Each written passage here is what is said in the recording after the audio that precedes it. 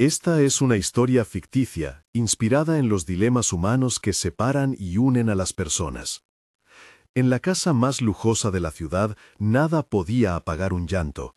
Al amanecer, las persianas seguían a oscuras, el jardín brillaba como una maqueta impecable y, detrás de cristales que reflejaban el cielo, un sonido atravesaba las paredes y los suelos hasta llegar a la calle. Un llanto agudo, constante, que se clavaba en los oídos de cualquiera que tuviera la desgracia de escucharlo. El llanto pertenecía a Gael, el bebé del millonario, y llevaba meses sin tregua. Johanna empujó el carrito de limpieza por la rampa de entrada con los pasos medidos de quien conoce su propio mapa. ¿Cuál habitación limpiar primero? ¿Qué perfume neutro no molesta? ¿Qué puertas abrir y cerrar sin hacer ruido? Llevaba un delantal que olía a lejía y a café frío, un paño doblado en el bolsillo, las manos ásperas por el trabajo. A primera hora, la mansión parecía un museo esperándola. Cuadros que no le interesaban y alfombras que eran más bien pistas de un laberinto. Pero el llanto la alcanzó antes de que el portón se cerrara del todo, y algo en su pecho se tensó como la cuerda de una guitarra. Al cruzar el vestíbulo, la casa estaba más silenciosa que nunca. Los pisos relucían, pero en el silencio había una tensión eléctrica. Fabio Brassaun, el dueño de todo aquello, de pie junto a la cuna, llevaba los ojos rojos y la camisa desabrochada. La mujer que ordenaba la casa con la templanza de quien nunca se ve alterada, Vera, lo observaba con una mezcla de compasión y agotamiento. Dolores, la madre de Fabio, cruzó la sala como si las paredes fueran su territorio. Elegante, afilada en el porte, su mirada un cuchillo que juzga sin palabras. «No hay quien lo calme», dijo Vera en voz baja, casi como una confesión. «Ni con la cuna que vibra, ni con hipós, ni con música, nada». Fabio no contestó. Sostenía a Gael como si intentara transmitirle su propio pulso. El rostro del bebé era pequeño y arrugado por el llanto, la piel ligeramente amarillenta por la falta de sueño. Aquellas pequeñas manos, cerradas en puños, se sacudían con la desesperación de un animal que no entiende las manecillas del reloj.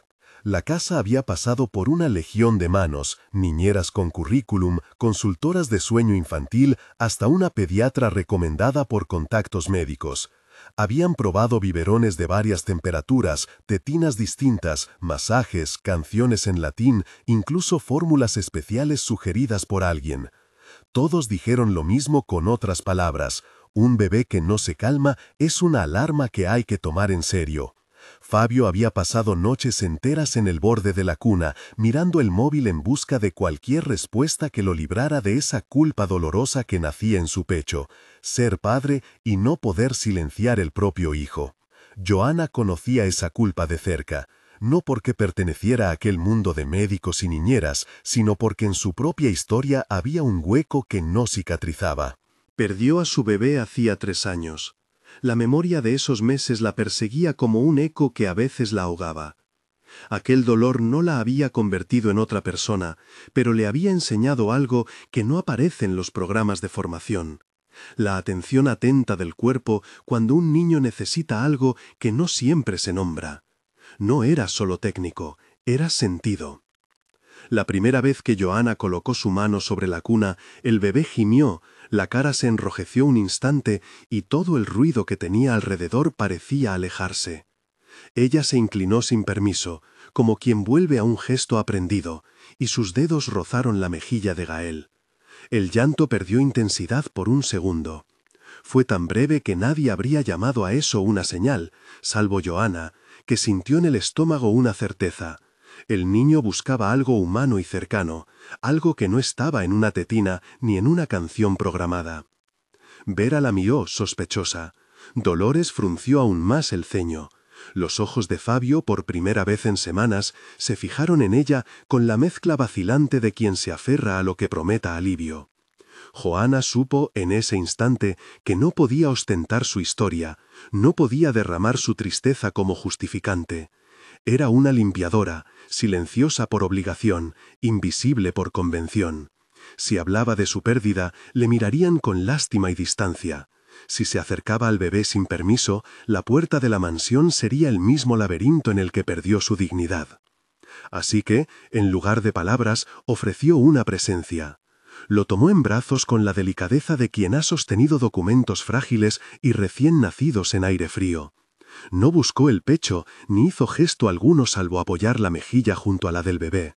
Lo balanceó, despacio, sin pensar que aquel simple movimiento podía desencadenar algo mayor. Gael, como si reconociera un mapa antiguo, se inclinó hacia ella. El llanto se apagó por una hora. Fue un silencio que clavó en el pecho de Joana una claridad nueva. Aquello no era casualidad. Tras esa mañana la casa respiró. Por primera vez en semanas hubo momentos de calma. Fabio cruzaba las habitaciones con paso más firme. Dolores bajaba la guardia en su ceño por un instante y Vera sonreía con el cansancio que solo saben los que han sufrido. La noticia no se habló alto. En la mansión lo que pasa en voz baja se concentra como pólvora. Algunos atribuyeron el cambio a un simple descanso, a una medicina, a un ajuste en la rutina. Otros, que conocían las señales del cuerpo, comenzaron a notar la presencia de Joana cerca de la habitación de Gael con nueva frecuencia. Era una ecuación sencilla para quien quiere verla así. Ella estaba cerca, el llanto se acallaba. Pero las cosas importantes rara vez son tan simples. En la intimidad de una cocina, entre tazas, Joana sacó un paquete de fotos viejas de su bolso. Una imagen con un bebé que ya no estaba. Una foto en la que ella sonreía sin querer, con los ojos húmedos. La sostuve como quien toca una reliquia. A veces creo que lo que no pudimos guardar se agudiza en la memoria, pensó. No había intención de reemplazo, ni de usurpación. Había una materia de cuidado que le pertenecía y que ella no iba a negar. Pocos días después, la situación se repitió. Fabio la encontró en la penumbra del cuarto de servicio, con el bebé envuelto, la respiración de ambos acompasada como dos viajeros que comparten una manta. No hubo escenografía ni plan, hubo un impulso y una respuesta. Fabio sintió primero desconcierto, luego furia contenida y finalmente una confusión que le dolía más que la rabia. ¿Quién era ella para hacerlo? ¿Qué clase de audacia cruzaba un límite invisible? Dolores murmuró que aquello era una falta de respeto a la casa, a la familia, a las normas que nunca se rompen. ¿Cómo se atrevió?, preguntó, cortante, en una de las reuniones que se convocaron esa tarde en el despacho con ventanas que daban al jardín perfecto. Juana respondió con una voz pequeña, sin teatralidad, con la certeza simple de quien sostiene su verdad como quien sostiene una raíz. Dijo que lo había hecho porque el niño cayó en sus brazos. No pidió perdón en el tono que esperaban, porque su gesto no buscaba excusa. Explicó que había perdido a su hijo y que esa pérdida no la había hecho indiferente ante otro niño que sufría. Habló con la calma de quien ha vivido el duelo tanto tiempo que las palabras suenan más honestas que teatralidad. Hubo un murmullo en el salón, algunas miradas la atravesaron como escarcha. Dolores no era de las que entiende el detalle dolorido de una madre que ha perdido un hijo. En su mundo, las relaciones se cuidaban con discreción. Los hechos públicos eran moneda de cambio y el honor familiar no admite manchas. Ver a una trabajadora con el pecho cerca de la cuna disparó en ella una rabia que no supo esconder. Contrató, sin declararlo como tal, a quien pudiera proteger ese patrimonio. Un antiguo agente, ahora en labores de vigilancia privada. Carla Nogueira apareció en la casa con la discreción de un gato y una cámara en la mano. Su trabajo, diría Dolores, era vigilar lo que nadie debía ver. La llegada de Carla no fue pública. Se instaló como una sombra que revisaba horarios, que anotaba descuidos, que hacía rondas y regresaba a Dolores con extractos e intuiciones. Tomó fotos del jardín, del coche de Juana, de la distracción del personal. Nada parecía un delito, hasta que una tarde una foto cruzó el umbral de lo tolerable. Carla, escondida detrás de un seto, vio a Juana salir de la casa de noche con el bebé envuelto y, en un descuido afortunado de la cámara, captó un instante imposible. Fue un clic seco que para quien lo provocó sonó como un juramento. El encuadre mostraba a Juana en un gesto íntimo con el niño y ese fotograma prometía transformar compasión en escándalo. Antes de que la foto se procesara, Juana seguía asistiendo. En ocasiones, cuando nadie miraba, sostenía a Gael apoyando la boca del bebé a su pecho. El silencio que seguía esos gestos era como una tregua en un mapa de guerra. Los hombros de la casa se relajaban, se escuchaban risas apagadas, y Fabio, que por la mañana estaba desencajado, volvía a soñar con noches de sueño. Pero esa tregua llevaba una cuenta atrás. Nada que sirva para aliviar a un niño indefenso puede mantenerse invisible sin que alguien pague el precio de la claridad. En la intimidad de su cuarto, Joanna recordaba la primera vez que intentó dar pecho, muchos años atrás, entre luces de urgencia y voces que decían «no hay latido». Recordaba también la primera vez que su cuerpo respondió a la necesidad de alimentar a otro, la sensación de calor, la impresión de que sus manos eran un mapa con un camino marcado. No iba a negar que había risas y lágrimas mezcladas, no iba a negar que la calma del bebé la salvó del desaliento. Pero sabía también que esa calma se apoyaba sobre una cuerda frágil. No solo las jerarquías sociales podían empujar a Dolores a convertir el gesto en delito, sino el miedo y la desconfianza de un hombre que no entendía cómo amar y proteger a la vez. Una tarde, Fabio la agarró por el antebrazo con fuerza. Su voz se quebró al borde de la ira y de algo más profundo, de algo que sonaba a culpa. «¿Quién te crees que eres?», preguntó, sin gritar, con la gravedad de quien teme mirar su propia torpeza. Joanna no buscó justificarse con teatros o confesiones. Miró a Fabio con la dureza del que no se permite volver a callar por miedo a la expulsión. «Soy quien calmó a su hijo», dijo ella. «No vine a robar ni a reemplazar, vine a trabajar». Fabio, frente a esa respuesta, se quedó en silencio. Tenía en su mano un imperio que, sin embargo, no sabía usar cuando la vida misma levantaba un grito. Por primera vez, la moneda del poder parecía insuficiente, y eso lo asustó. Ese mismo día, en la cocina, mientras lavaba los vasos, Joanna sintió una presencia detrás de la ventana. Carla había colocado a alguien que vigilara los movimientos de la puerta de servicio. La sensación de estar observada la hizo bajar la mirada hacia sus manos, que fregaban sin prisa. Sintió que su acción, en su inocencia, podía convertirse en carne de juicio. Sabía que la imagen de su cuerpo y el de un bebé podían ser leídas con la malicia que acomoda el conservadurismo y la sospecha. No era solo su privacidad lo que corría peligro, era la propia posibilidad de tener alimento para su memoria, esa última promesa que le quedaba de su maternidad rota. A pesar de todo, la casa empezó a depender, de modo silencioso, de su presencia.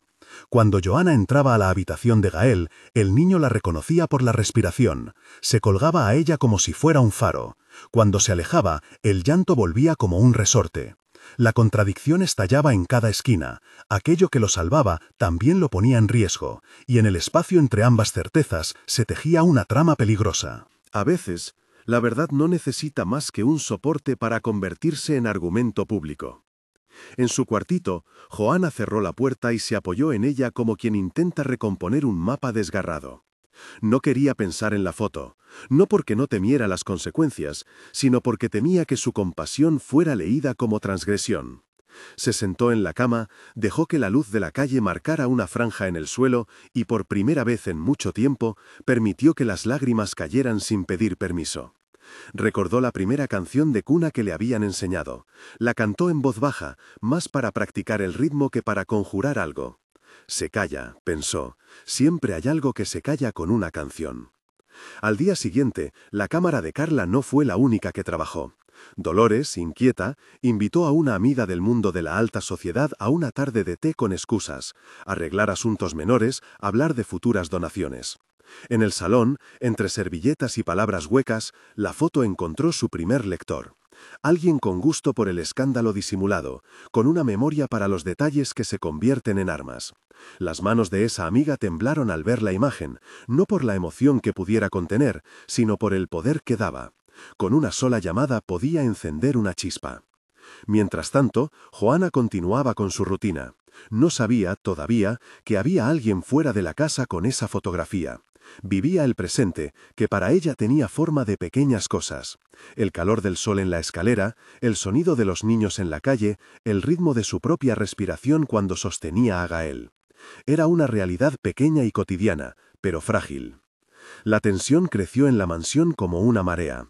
Algunos encargados del servicio empezaron a mirarla diferente, con recelo, con temor de ser arrastrados a un conflicto que no les pertenecía. Vera, fiel a su papel de cuidadora de los códigos de la casa, empezó a establecer nuevas reglas: horarios de entrada, zonas vedadas, control de salidas. Fabio, a su manera, intentó mantener el equilibrio. No quería que su hijo sufriera impacto social, ni que una decisión impulsiva rompiera la estructura que había construido para protegerlo. Sin embargo, cada vez que veía a su hijo recostado contra el cuerpo cálido de Joana y notaba la relajación en su pequeño rostro, se sentía más dividido. Esa división se hizo visible una tarde en la que la puerta principal se abrió de golpe y Dolores entró con la determinación de quien ha decidido que algo no puede esperar. Tenía en la mano el teléfono con la pantalla iluminada. La imagen capturada por Carla estaba allí, lista para ser mostrada como una evidencia. Dolores no era de quienes se andan con rodeos. «Fabio», dijo, con la voz que no admite réplica, «¿por qué no me lo dijiste antes?» Fabio la miró. En sus ojos había cansancio, sí, pero también la reconstrucción de una pregunta que no había sabido formular hasta entonces. ¿Qué pesa más, la opinión pública o el bienestar de mi hijo? Joana, al oír la voz de Dolores, sintió la sangre subirle al rostro. No había hecho nada que creyera digno de reproche moral, pero en aquel salón todo era juzgable. Se acercó con la calma que le permitía el oficio de quien habla poco y hace mucho. No huyó, no se escabulló. «Si el niño necesita estar conmigo, se lo diré», afirmó, «pero que no lo quieran convertir en espectáculo». Dolores, que entendía de espectáculos más que de silencios, apretó los labios. En ese momento, todos los planes que habían funcionado hasta entonces empezaron a ceder. La fotografía no era un simple documento, era una cuerda que alguien tiraba para ver quién se movía y para provocar reacciones en cadena. La noche cerró con la misma melodía que había empezado: llanto, servicio, tensión, una imagen que roía en secreto los cimientos. Nadie aún imaginaba el ruido que aquella foto haría al llegar a manos equivocadas. Para Joana, la vida seguía siendo la suma de sus cuidados y sus sombras. Para Fabio, el vértigo de decidir entre la protección y la verdad. Para Dolores, la oportunidad de afirmar el orden que, en su concepto, gobernaba la casa. Y entre todos ellos, el bebé seguía buscando algo simple: calor, pecho, consuelo. Su necesidad era humana y directa. La respuesta a esa necesidad, sin embargo, ya no le pertenecía solo a quien la daba. Había cosas que, una vez vistas, vuelven al mundo más difíciles de entender. Si esta historia te conmovió, comenta qué harías tú en el lugar de Joana y comparte para que otros la conozcan. La foto, una mancha de intimidad convertida en prueba, se propagó como rumor con forma de noticia. Llegó primero a manos de una periodista sensacionalista que olfateó conflicto, luego a los teléfonos de quienes esperaban algo que confirmar. En la pantalla, Joana y Gael parecían un gesto simple, dos cuerpos buscando consuelo, pero fuera del visor ese instante se volvió argumento. El siguiente paso fue predecible. La imagen apareció en un artículo que hablaba de escándalo, que insinuaba uso indebido de la confianza doméstica y que, sin nombre propio ni contexto médico, encendió la casa como una cerilla. Dolores encontró en esa publicación el gatillo que necesitaba. Llamó a su abogado, el doctor Sampaio, con la voz rígida de quien ordena. Pidió que se iniciara una investigación, que se documentaran supuestas irregularidades y que Joana fuera apartada de inmediato. Para ella, la fotografía no era solo una prueba, era la confirmación de que las reglas que habían mantenido el mundo en orden se habían roto. No escatimó en recursos: música de fallas sociales, contactos en la prensa y la seguridad reforzada en la casa. Vera, atrapada entre su fidelidad a la estructura y la compasión que había gestado, intentó mediar. Sabía lo que la casa necesitaba: orden, rutinas y certezas, pero también había visto, muchas veces, cómo el cuerpo del niño respondía ante una presencia concreta. Intentó explicar la complejidad a Dolores sin nombrar nombres médicos, con frases medidas, pero la palabra compasión no movió a quien miraba el mundo como una balanza donde todo pesa según la etiqueta. En el despacho, Fabio recibió presiones de distintos frentes. Sus socios, algunos ya inquietos por la ola de chismes, miraron con desconfianza.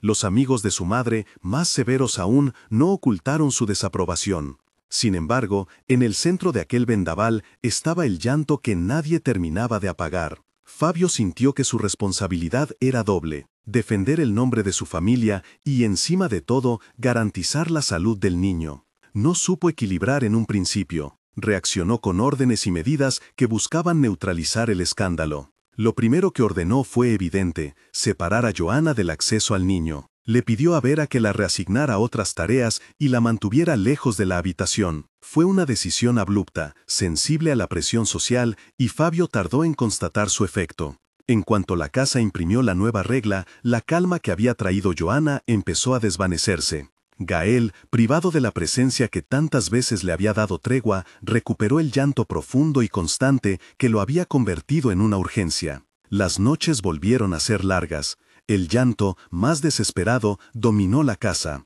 Fabio, que había tomado distancia para proteger la reputación y la tranquilidad formal, se encontró una madrugada despierto, escuchando la respiración rota de su hijo. Miró a la cuna, vio el pecho de la casa vacío de quien lo había llenado de silencio y comprendió la crudeza de su decisión.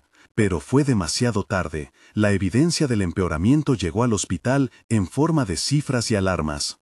Carla, por su parte, no se detuvo en la publicación de la imagen. Alguien con menos escrúpulos vio en aquel material la posibilidad de aumentar el escándalo y pudo filtrarlo a otros medios, convertirlo en rumor de pasillo. La olla a presión se cerró. La familia expuesta, Johanna humillada públicamente, y la casa, un lugar que antes ocultaba, ahora mostraba su conflicto al mundo. Fue en ese clima que la casa hizo su segundo movimiento. El pediatra que había atendido a Gael meses atrás, el doctor Fernando, fue llamado para evaluar la situación con urgencia. Las cifras no mentían. El bebé mostraba pérdida de peso, irritabilidad constante y signos claros de estrés. Y el doctor no ocultó su preocupación. Explicó con la calma de quien ha visto muchas alarmas y sabe distinguir entre pánico y riesgo. Un bebé que no se alimenta adecuadamente corre el peligro de desnutrición y de complicaciones a corto y largo plazo. Usó palabras prudentes: posible, requiere evaluación, supervisión, y colocó sobre la mesa una realidad que, hasta entonces, la familia había manejado en un plano más simbólico. Cuando el equipo médico propuso un ingreso para observación y soporte nutricional, Dolores vio la oportunidad de quitarse de encima el problema. En su visión, hospitalizar al niño era también un modo de demostrar seriedad, una forma de institucionalizar la decisión y alejar cualquier sombra de improvisación. Fabio, siempre dividido, aceptó con la promesa de que se harían todas las pruebas necesarias. Fue la primera vez en semanas que cedió el control a la ciencia, no a las noticias. En el hospital, los monitores marcaron cifras y el silencio, que en la mansión solía ser pulcro, sonó aquí como urgencia. El equipo suplementó la alimentación del niño con medidas hospitalarias seguras, monitorizó su glucemia y estado general, y realizó pruebas para descartar causas orgánicas del rechazo a la tetina. Doctor Fernando, que ya conocía la historia, habló con claridad y cautela delante de la familia reunida. La desaparición abrupta de la presencia que había calmado al bebé coincidía con el deterioro clínico, pero eso no permitía deducir causalidades absolutas sin más pruebas. Señaló además que hay factores emocionales y fisiológicos entrelazados en la reacción de un lactante, y que cualquier decisión sobre alimentación debía manejarse con protocolos y supervisión. Esa postura de neutralidad técnica fue un golpe para todos. No satisfizo a Dolores, que esperaba una condena sindicalizada. Tampoco alivió del todo a Fabio, que necesitaba respuestas y no solo reservas científicas. Pero el hospital dispuso la herramienta que nadie en la casa había querido contemplar: un protocolo de observación que incluía la posibilidad de considerar el reingreso de leche materna, siempre que se hiciera con consentimiento informado, análisis apropiados y medidas de higiene y seguridad. No era un respaldo incondicional, era una puerta que se abría con condiciones. Mientras tanto, los periodistas no descansaban. La prensa había convertido la historia en un asunto de opinión pública, y la figura de Joana, la trabajadora humilde que había calmado al heredero, fue descrita con tonos que iban desde la misericordia hasta la sospecha más ácida. Dolores, con su habitual prontitud, filtró versiones y comentarios. Su estrategia buscaba erosionar la imagen de Joana antes de que la ciencia hablara. No contaba, sin embargo, con algo que pocas veces aparece en titulares: la fuerza del cuerpo del niño como testigo simple. Durante la noche en el hospital, una enfermera notó algo que no pasó desapercibido. Cuando colocaron al bebé en brazos de una enfermera con experiencia, la respiración del niño se calmó por breves momentos. No era un argumento definitivo, pero era una pista que reafirmaba el vínculo. Algunos bebés responden a la cercanía de un cuerpo, a un ritmo cardíaco y a olores familiares más que a cualquier artefacto. Dr. Fernando recogió la observación y decidió proponer un empate técnico. Mientras se buscaban soluciones de sustitución nutricional seguras, convocaría un comité para evaluar la posibilidad de un plan controlado que incluía a quien había calmado al niño, pero bajo condiciones estrictas. La noticia de ese plan fue una suerte de espoleta. Dolores reaccionó como si le hubieran propuesto desarmar el honor de la familia. Para ella, esa posibilidad era intolerable. El doctor Sampaio afinó su discurso legal, sugería medidas cautelares, la solicitud de peritajes y la posibilidad de deslindar responsabilidades. No podemos permitir improvisaciones, dijo mirando a Fabio con la gravedad del que actúa como custodio del apellido. Esa frase quedó flotando en el despacho, junto con otras palabras que quemaban: precedente, ejemplo público, reputación. Joana, en el centro de la tormenta, vivía su vida como siempre lo había hecho, día a día, gesto a gesto. En la soledad de su cuarto, las noticias y los acosos no dejaban de llegar, pero su preocupación principal, la del cuerpo, seguía siendo el niño que lloraba. Recordaba, a golpes, su propia pérdida, pero no como algo que justificaba su acción ante los demás. Sí, como una verdad que explicaba su impulso a actuar cuando otro pequeño sufría. No buscaba protagonismos, y el escándalo que la señalaba como transgresora la dejaba exhausta. Las tensiones escalaron hasta una audiencia inicial en la que se buscó mediar por la vía legal y médica. El hospital convocó a las partes, Dolores y su abogado por un lado, Fabio con el rostro más frágil de lo habitual, y el equipo médico liderado por el doctor Fernando por otro. También, con prudencia, se invitó a Joana para que declarara su versión en un ambiente controlado. Las cámaras quedaron fuera de la sala, por indicación del hospital, que quería evitar convertir la discusión clínica en un espectáculo. La sesión fue tensa. Dolores expuso su indignación. El doctor Sampaio enumeró protocolos que, a su juicio, se habían vulnerado. Fabio habló con voz temblorosa sobre su paternidad y sus temores. Dr. Fernando escuchó y, con la claridad de quien sabe que las palabras no bastan sin acciones, pidió que realizaran análisis de sangre a la trabajadora, no como juicio moral, sino como medida de seguridad. Consultara al laboratorio de bancos de leche materna y evaluara alternativas como leche pasteurizada para bancos oficiales. Subrayó siempre la palabra supervisión y recordó que la salud del niño exigía celeridad y prudencia al mismo tiempo.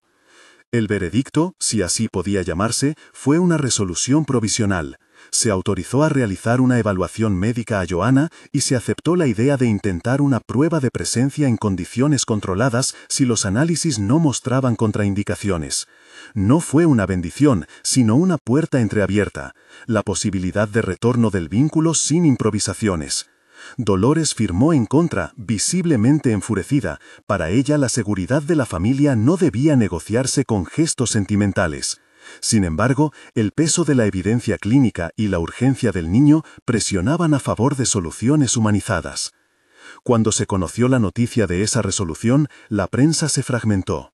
Algunos medios celebraron la decisión como un triunfo de la ciencia. Otros la utilizaron para alimentar el morbo. Los mensajes de simpatía hacia Joana llegaron por correo y por redes, también llegaron insultos. La casa en la que antes había orden y distancias, ahora era un centro de opiniones discordantes. Fabio sufrió el transporte público de su nombre por diarios que no entendían que un padre podía discutir consigo mismo. En la soledad, sin cámaras, tomó una decisión que marcó un punto de no retorno. Fabio fue al cuarto de Joana y la encontró sentada, con las manos sobre el delantal, la mirada baja. No dijo nada al principio.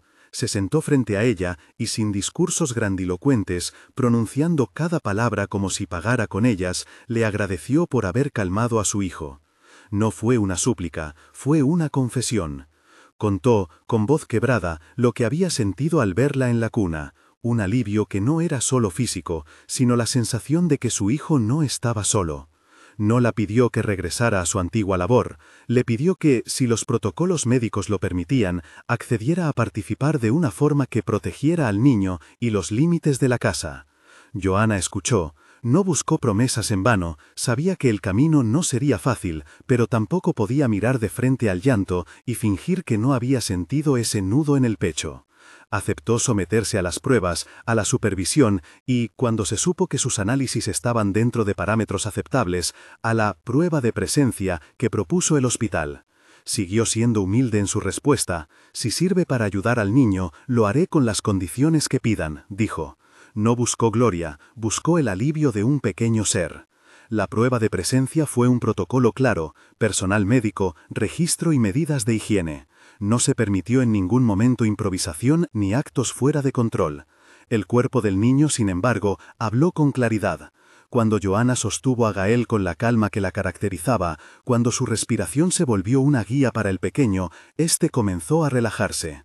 Fueron minutos que parecían horas, el monitor hizo su trabajo y los profesionales anotaron signos de estabilización que no podían ignorarse.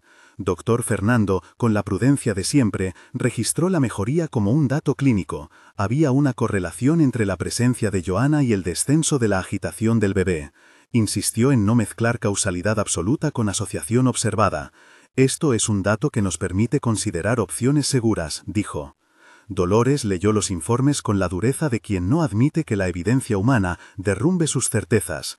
Escuchó al hospital decir que la reintroducción de la presencia materna de forma supervisada podía formar parte de un plan para la transición hacia alternativas más estandarizadas, bancos de leche, fórmulas probadas, y que todo debía hacerse con consentimiento informado y documentación clara. Para la abuela, la palabra transición era una traición.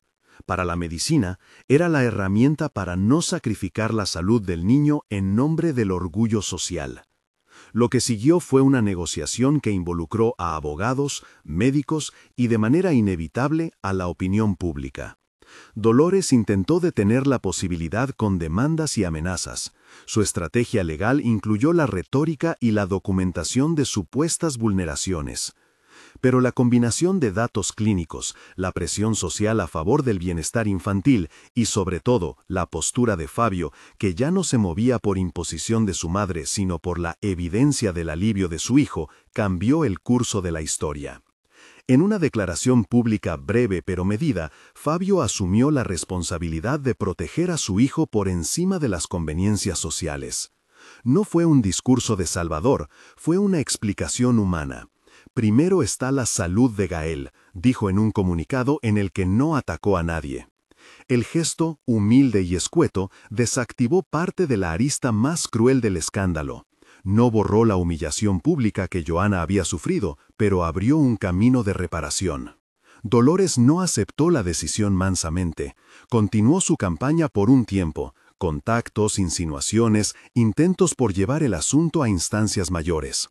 Sin embargo, la gente que la rodeaba notó cambios sutiles. Era evidente que su hijo había priorizado la salud del niño. Para algunos, aquello era suficiente, para Dolores, no.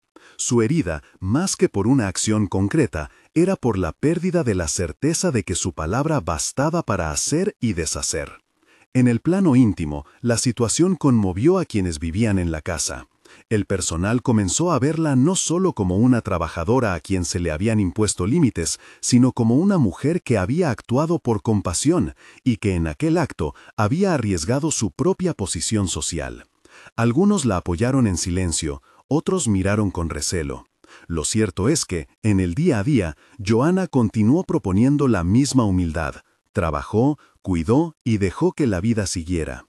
Con el tiempo, y tras semanas de supervisión en la que la presencia de Joanna se integró en un plan médico controlado, se formalizó una solución que privilegiaba el interés del bebé. No era una narrativa de heroísmo sin condiciones, era un acuerdo. Joanna podía mantener contacto supervisado y, en momentos autorizados, ofrecer la sujeción y cercanía que tanto beneficiaban al niño. Paralelamente, el equipo sanitario trabajó en alternativas seguras para asegurar la nutrición del pequeño en el mediano plazo. Todo se hizo con consentimiento, con protocolos y con la documentación que exigía la ley. El proceso fue lento, metódico y, sobre todo, vigilado. El escándalo público poco a poco perdió fuerza. Las noticias dieron paso a temas nuevos, la curiosidad decayó y dentro de la casa la vida recuperó ritmos menos convulsos. Dolores, sin embargo, no estaba dispuesta a perder lo que había percibido como una afrenta sin respuesta. No podía callar, pero la evidencia había sido clara. El bienestar del niño había mejorado y la decisión de Fabio no podía ser simplemente revertida por su criterio. Privada por fuera, encontró remedios por dentro. Su comportamiento se endureció por un tiempo, pero la propia vida le presentó circunstancias que la modificaron más de lo que esperaba. El punto de inflexión final hacia la reconciliación no fue un gesto grandilocuente, sino una sucesión de señales pequeñas. En una madrugada, Dolores entró al cuarto de Gaer sin avisar, como solía hacer cuando quería cerciorarse de la realidad de su linaje. Lo encontró dormido, la respiración pesada pero estable, la mueca de un bebé que ha pasado del llanto a la calma. Observó la escena sin hablar. En ese silencio, algo se aflojaba, la evidencia de que la seguridad del niño, más que su orgullo, ocupaba el centro de la decisión. Era una aceptación silenciosa, quizá renuente, pero real. El reconocimiento público a la figura de Joanna llegó de manera distinta a los artificios. No fue un titular de primera plana, sino la decisión de Fabio de que su vida no volvería a ser la misma. Con el tiempo, los sentimientos que había guardado detrás del agotamiento se volvieron claros. No solo había gratitud por quien calmó a su hijo, había un afecto que crecía a partir de la convivencia, de las palabras dichas en momentos de sinceridad y de la complicidad que surge cuando dos personas comparten el cuidado de un ser vulnerable. El romance que se tejió entre Fabio y Joanna no fue un guión de película, fue una suma de cuidados, de silencios compartidos, de miradas que aprendieron a confiar. Ella, que había conocido el dolor y la pérdida, no se entregó a la fácil gratitud. Él, que había sido criado en las certezas del mundo de la élite, aprendió a bajar la guardia. No hubo promesas grandilocuentes al principio, solo gestos cotidianos, pedir permiso, respetar límites, discutir sobre la mejor forma de proceder para Gael. Fue en esos acuerdos pequeños donde germinó algo que, con el tiempo, se transformó en vínculo. La tensión social que surgió alrededor de su unión no se disipó de inmediato. Hubo miradas, comentarios y especulaciones. Pero la lección que la casa y la vida enseñaron fue otra. La dignidad de una persona no se mide por su apellido ni por su lugar en la estructura social. El gesto de aquellos días, en definitiva, había sido una elección humana que, con la prudencia necesaria, había salvado un presente frágil. La boda de Fabio y Joanna fue un acto sencillo, no fue una ceremonia diseñada para prensa ni un escarmiento contra Dolores, fue, ante todo, una decisión privada que se compartió con quienes habían acompañado el proceso. Hubo invitados que no comprendieron del todo, otros que interrumpieron su curiosidad para aceptar que algo nuevo nacía. En su discurso, Fabio dijo pocas palabras. Agradeció por la paciencia de quienes se habían preocupado, habló de la fragilidad de la paternidad, y, sin alardes, ofreció su mano a la mujer que había cambiado su vida. Joanna, con su valor habitual, habló con sinceridad. Recordó que amar también exige responsabilidad y que su lugar ya no era solo el de quien cuida desde la sombra. Dolores asistió a la ceremonia en silencio. No fue un aplauso de entrega, pero con el tiempo su actitud se suavizó. El rencor no desapareció de golpe, la memoria de la afrenta quedó registrada como una herida. No obstante, a la larga, reconoció que la elección de su hijo había sido, ante todo, por la paz y la salud del nieto. Fue un reconocimiento paulatino, más sentido que declarado, y la reconciliación terminó por ser una mezcla de aceptación y distancia más justa que la anterior. El epílogo llegó con el nacimiento de Sofía, la hija de Joana y Fabio. Su llegada fue la prueba de que la historia no había sido solo un conflicto social, sino también una posibilidad de reconstrucción. Sofía nació con la sencillez de quien llega a un hogar que la esperaba con ansias contenidas. Para Joana fue un momento de cierre íntimo. La vida que había perdido dejaba de alguna manera una continuación en aquella que ahora podía sostener en brazos. Para Fabio, la experiencia de la paternidad se mostró en su forma más humana, no en el poder de construir imperios, sino en la capacidad de cuidar sin condiciones. Dolores, ahora abuela por partida doble, tuvo que reacomodar su mirada. No fue una transformación heroica, fue un proceso fragmentado, con días de distancia y otros de tibia cercanía. Aprendió a mirarlos sin la urgencia de imponer su idea de orden.